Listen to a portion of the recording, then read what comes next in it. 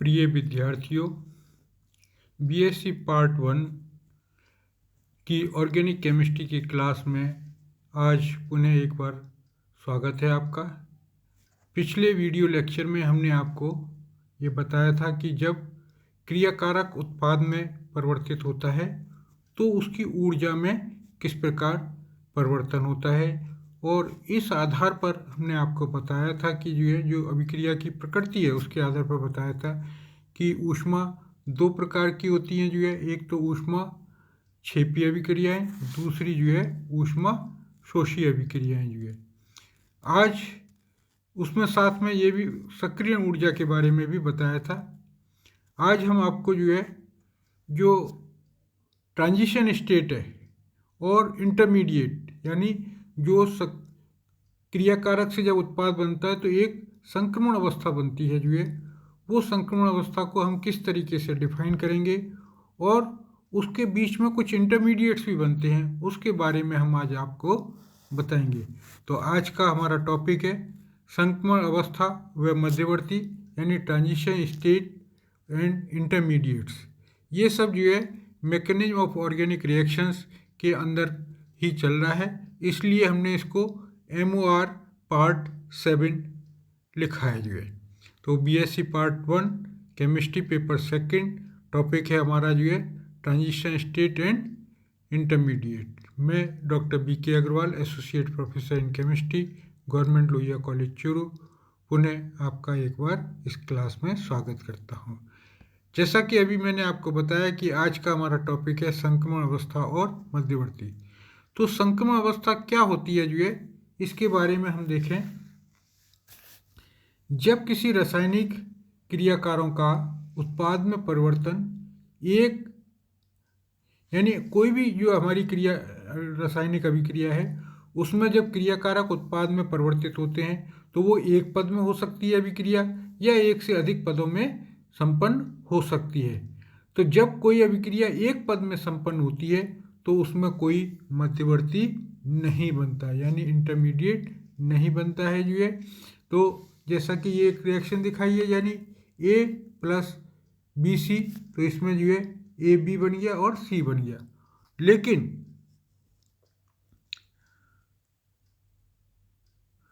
मध्यवर्ती का मतलब ट्रांजिशन स्टेट तो आती है लेकिन मध्यवर्ती नहीं बनता है।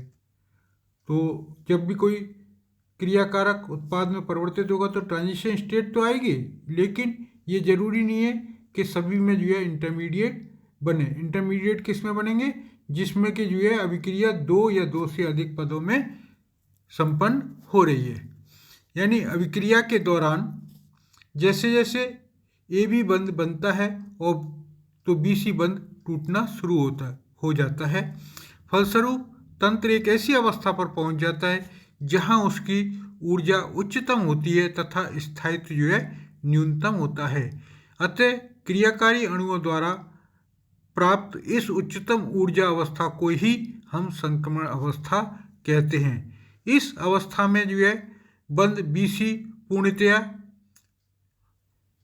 ना तो बंध BC पूर्णतया टूटा हुआ होता है और ना ही AB के बीच में नया बंध बनता है।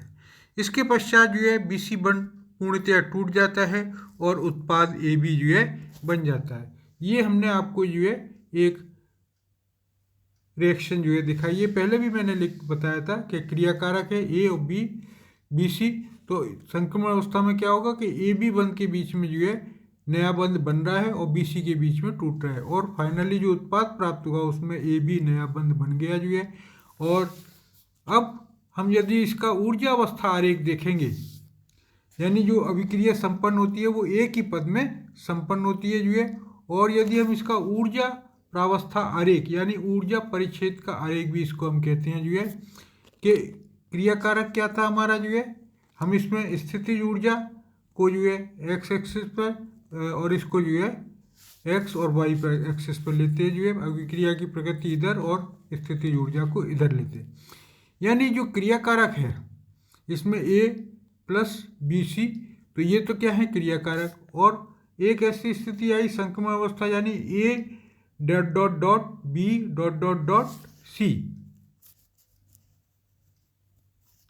A dot dot dot B dot dot dot C, यानी एक बी के बीच में नया बंध बनना है और बी सी के बीच में पुराना बंध टूट रहा है। इस स्थिति को हम संक्रमण अवस्था कहते हैं। इस अवस्था में जो है ऊर्जा का उच्चतम स्तर होता है। बाद में जो है हमारा उत्पाद, फिर उसके बाद जब नया बंध बन जाता है बी सी के बीच में, तो हमारा ए बी के बीच में नया बंध बन जाता है, तो ये हमारा उत्पाद ए बी प्लस सी बनता है। ये हमारी अभिक्रिया की नेचर के ऊपर डिपेंड करता है कि वो अभिक्रिया जो है ऊष्मा छेपी होगी या ऊष्मा शोषी। यहाँ देख के हमें पता चलता है कि डेल्टा एच का मान नेगेटिव है, अर्थात ये अभिक्रिया कैसी है, जो है ऊष्मा छेपी अभिक्रिया है। यानी ऊष्मा छेपी अभिक्रिया वो होती हैं जिसमें उत्पाद की ऊर्जा कम होती है और क्रियाकारक की ऊर्जा यानी ज़्यादा होती है। अर्थात अभिक्रिया जब संपन्न होती है तो उसके बाद उसमें से कुछ ऊर्जा उत्सर्जित होती है, उसको हम कहते हैं डेल्टा माइनस डेल्टा एच। ये इसका एक ऊर्जा परिच्छेद का आरेख कहलाता है। जो है अब दूसरा टॉपिक लेते हैं जो मध्यवर्ती। जब कार्बनिक अभिक्रियाओं में दो या दो से अधिक पदों में संपन्न होती है कोई भी कार्बनिक अभिक्रिया, तो ऐसी अभिक्रियाओं में संक्रमण अवस्था बनती है तथा दोनों संक्रमण अवस्थाओं के मध्य एक गहरा खाई नुमा या गड्ढा बन जाता है या पाया जाता है। इस अवस्था पर किसी भी संक्रमण अवस्था की तुलना में तंत्र की ऊर्जा जो है वो न्यूनतम तथा संरचना एक निश्चित होती है। इस मध्यवर्ती को हम आइसोलेट भी कर सकते हैं, यानी अभिक्रिया से अलग भी कर सकते हैं, और इसको जो हम कहते हैं मध्यवर्ती। यानी क्या होता है कि जब क्रियाकारक एक तो जो है फर्स्ट स्टेज में हो गई, जिसमें कि क्या होगा कि क्रियाकारक जो है उत्पाद में बनने की कोशिश करेगा, लेकिन उत्पाद से बनने से पहले चूंकि अभिक्रिया दो या दो से अधिक पदों में आ रही है, तो बीच में एक ऐसी स्थिति आएगी कि एक ऐसा नया उत्पाद बनता है जिसको हम क्या कहते हैं मध्यवर्ती जो है। यानी जो फाइनल उत्पाद बनेगा और जो क्रियाकारक होगा उन दोनों के बीच में एक गड्ढा सा बन जाता है, जिसको हम मध्यवर्ती के द्वारा प्रदर्शित करते हैं। यानी क्रियाकारक, इसमें दो ट्रांजिशन स्टेट्स बनती हैं। यानी क्रियाकारक से जब मध्यवर्ती बनता है तो ट्रांजिशन स्टेट 1, और जब मध्यवर्ती से जो है उत्पाद बनता है तो उसको हम कहते हैं ट्रांजिशन स्टेट 2। इसको हम ऊर्जा अवस्था आरेख के द्वारा निम्न प्रकार से समझ सकते हैं। यानी ये हमारा अभिकारक है जो है, और ये जो है हमारी एक ट्रांजिशन स्टेट फर्स्ट है, और इसके बाद जो है जो हमारा मध्यवर्ती बना वो जो है एक, यानी दोनों ट्रांजिशन स्टेट के बीच में एक गड्ढा सा बन जाता है, ग्रुप सा बन जाता है। इस गड्ढे को में जो उत्पाद बनता है जो है, यानी जो बीच में अभिकर्मक या उत्पाद जो बनता है उसको हम मध्यवर्ती कहते हैं जो है। अब इस मध्यवर्ती से जो है हमारा दूसरा अभिकर्मक रिएक्शन करता है और जो है उत्पाद बन जाता है। अभी आप आगे एक पर्टिकुलर रिएक्शंस लेके बताएंगे जो है किस तरीके से होता है जो है। यानी दो पदों में संपन्न होने वाली अभिक्रिया का ऊर्जा प्रावस्था, इसको ऊर्जा प्रावस्था आरेख भी कहते हैं या ऊर्जा परिच्छेद का आरेख भी कहते हैं, जिसमें एक अस्थायी मध्यवर्ती बनता है। तो यहाँ हम देखते हैं, इसको दोबारा से हमने उसी को दिखाया जो है कि इसको इस तरीके से जो है रिप्रेजेंट कर सकते हैं जो है, ये और ये आ जाएगी। यानी एक ट्रांजिशन स्टेट ये बन गई, एक ट्रांजिशन स्टेट बी बन गई, और बीच में एक जो ग्रुप बना उसको मध्यवर्ती कहते हैं, और फाइनली जो है हमारा उत्पाद बन जाता है। तो दो पदों में संपन्न होने वाली अभिक्रिया में ऊर्जा प्रावस्था आरेख जिसमें स्थायी मध्यवर्ती बनता है। संक्रमण अवस्था को पृथक रूप से प्राप्त नहीं किया जा सकता, जबकि विशेष परिस्थितियों में मध्यवर्ती को जो है अलग किया जा सकता है। यहाँ पे दो चीज़ हमने आपको बताई है कि एक तो ट्रांजिशन स्टेट है, ट्रांजिशन स्टेट में जो रिएक्टेंट रहता है उसको हम अलग नहीं कर सकते, लेकिन मध्यवर्ती जो होता है उसको जो है हम विशेष परिस्थितियों में यानी लो टेम्परेचर कर दें तो वो स्टेबल हो जाएगा मध्यवर्ती, उसको हम जो है अभिक्रिया से अलग कर सकते हैं जो है, यानी उसको प्राप्त किया जा सकता है।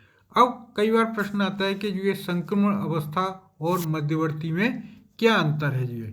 संक्रमण अवस्था इस वह उच्चतम स्तर ऊर्जा का वह उच्चतम स्तर होता है जो है। इसमें जो है दो उच्चतम ऊर्जाओं के मध्य होती है तथा इसकी ऊर्जा दोनों उच्च ऊर्जाओं के स्तरों से कम होती है। जैसे ये दिखा है ना, ये मध्यवर्ती है, तो दोनों जो उच्च ऊर्जा स्तर हैं उससे जो है कम है जो है। दूसरा पॉइंट क्या है, एक या अधिक पदों में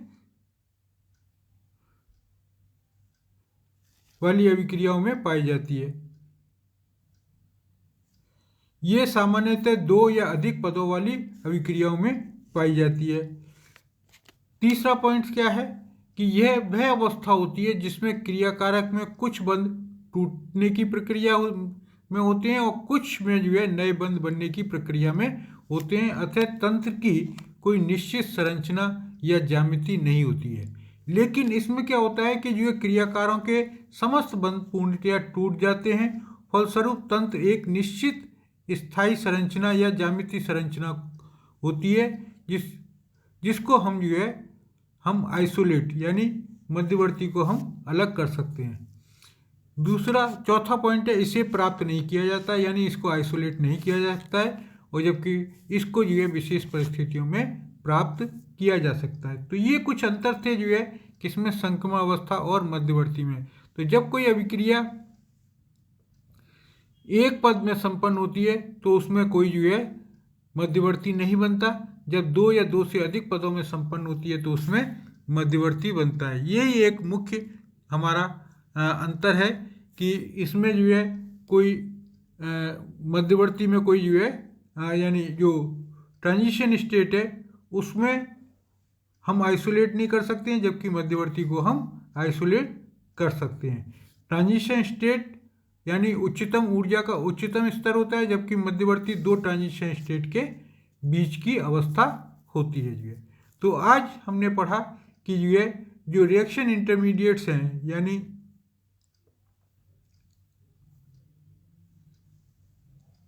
ट्रांजिशन स्टेट और इंटरमीडिएट क्या होते हैं और इन दोनों में क्या अंतर है। तो वीडियो अगर अच्छा लगा हो तो इसको लाइक करें और शेयर करें और चैनल को सब्सक्राइब करें। धन्यवाद। आज के लिए इतना ही काफ़ी।